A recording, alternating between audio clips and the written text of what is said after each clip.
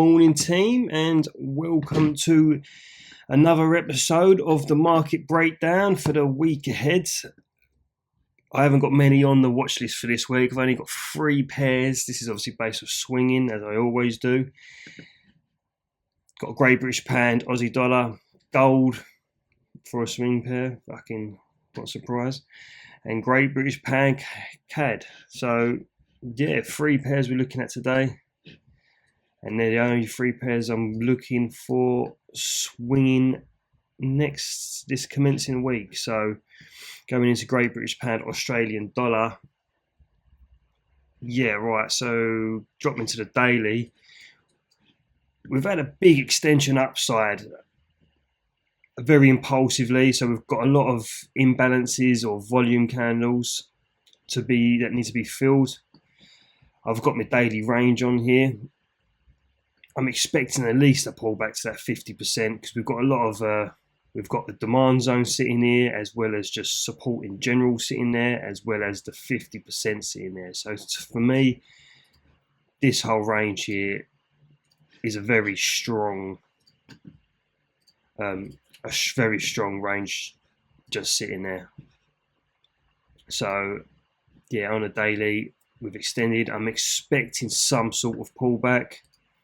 And then based on the 4-hour ending Friday last week, we ended pretty clear in what we seem to want to be doing. So we had that liquidity sweep to the upside, a very impulsive push up, liquidity sweep, and then a quick change around, giving us that market structural shift, taking out minor levels here of structure as well.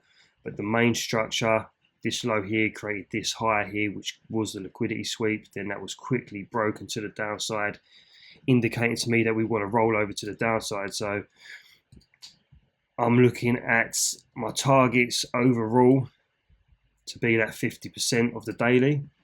Once we do get to this low here, if we get to this low here, I will be watching very closely, maybe taking a percentage off the table just to play it safe. Take a percentage off the table, 50% perhaps, roll stops to break even, and just see where the rest of it goes. Overall target, obviously, that daily midway point. I do have the supply zone marked at, but of course, as always, my entry is, I think I did actually set my order Friday. So my order has been set on the 71 fib level, but it lines up perfectly. Yeah, so yeah, the 1 hour supply zone. We've got these buy to sell candles sitting there. So yeah, that area in general is where I'm looking. I mean, it could pop deeper into the 50% range of it, or even take into this little supply zone here, but orders set at the 71, and I'm just looking to ride that downside. I'm not going to stress about trying to get in anything lower time frame wise. I'm just going to swing that clear 0.5% on my account, try and get back into the rhythm of getting these clean setups. But going into the next pair is gold. What was I looking at on this? Oh yeah, it's not an A plus setup, as overall we are bullish. Sorry, this big extension upside, breaking structure after a long time of consolidating. So I'm expecting higher moves on gold overall. We did end the last 2 days as a doji, so I'm expecting some lower time frame pullbacks, because we did end very bearish on Friday, which did, obviously I'm looking at this overall leg here. So once again, same as the last pair, we're at the extension of that, and then dropping down into the lower time frame, we have had liquidity sweep, explosive push downside, breaking multiple areas of structure, causing a market structural shift. I'm expecting all this volume to be filled. I have a supply zone marked out based off the 1 hour, as you can see there. That last buyer candle before the sell move happens. And then I've not actually got an order set yet because of the overall high time frame direction. So I'm going to wait for price to get into this area, and I'm going to hopefully see this same pattern again form on the lower time frames and then I'm going to be looking at getting in from there. Probably going to target this low here for getting on the lower time frames. But that's what I'm looking at on gold.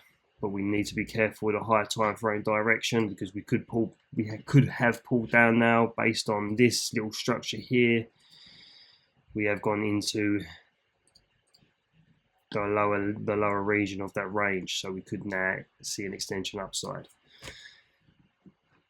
Going into the next pair, last and final pair, Great British Pound and the Canadian dollar. Once again, same as GA.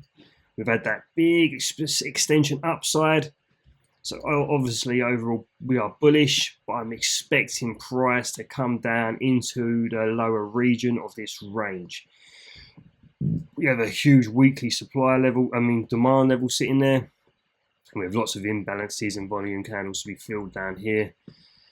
Nice ranges here. We could possibly be looking for longs, but overall I will probably be targeting this 50% range again, based same as the GA trade, because it is exactly the same pattern again. So Great British Pound, I'm probably overall looking at a bearish couple of days or the starting of the week before we start rolling back upside. But looking at this pair, we've had the liquidity sweep, lovely wicks to the upside. That's what I like to see. Before we didn't get we didn't get a very impulsive move to break the structure downside, which I'm not very fond of. I'd like to see a lot more intent on the break. But nevertheless, we've got it. So I'm going to play the trade. It's going to be another 0.5% probably. So yeah, just going over that again. The liquidity sweep. Actually, I'll start from the higher time frame. Daily range. We're at the extension of it. We ended pretty bearish at the end of the week, but we did end the last day on a bullish day. But that is fine, because I'm still looking at price to come higher before we roll over. So we're at the extension of the daily. We've had a liquidity sweep and a market structural shift. I'm simply looking for price to come into this 71 fib level, take my entry, and I'm going to be targeting that daily 50%. But once again, I will be taking some profits off at these lows here, 50% perhaps, and then letting the rest ride to the full take profit there at the daily.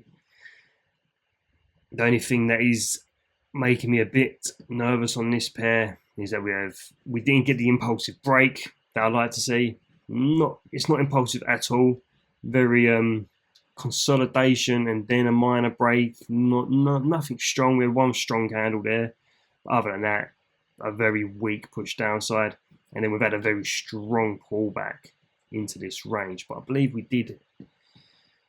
It was a heavy news week last week, so I think Friday we did actually end on some news. So this might be a factor of that. So, but I will be taking this trade nevertheless anyway. So, yeah, they're the pairs I'm looking at overall. Go back over them just quickly. Great British Pound, Aussie dollar, daily range again. We're at the highs of that. We've had an impulsive move downside, breaking structure, causing a market structural shift with the liquidity sweep at the top side. We're now getting that pullback into our range. I'm looking for a swing point at the 71 fib. My orders are already set because I said on Friday, and I'm targeting the daily 50% level for full take profit, but we'll be taking some profit at these lows here, obviously if we do get tagged in and if it does start running in profit. Gold, overall we are bullish, so we've got to be very careful on this pair. But the hourly, we have had a structural shift with a liquidity sweep, very impulsive, which is what we'd like. I'm hoping that we get a gradual pullback into this supply zone, and I will be dropping to the 15 or 5 to get a entry on this one, just because I want to play a bit more safe, because we could obviously follow that higher time direction. Great British Pound CAD, once again, daily. We're at the top of the daily, very extended on the daily. So I'm expecting that rollover now on the 4 hour to give us some discount areas on the higher time frame. We've had that liquidity sweep, we've had that market structure shift. We are now pulling back into the 71 fib level, and I am looking for a reaction at that level to then target the 50% of the daily range. And that is it. That's all I'm looking at this week. I'm going to try and not day trade as much because I've been really struggling with the day trading. So I'm going to try and just bring myself back, stick to the swing tradings like I was at the start of the year, the first quarter, where I was doing really well. And yeah, I'm going to try and pull myself back to where I was. So yeah, thanks for watching, and I'll see you at the next one.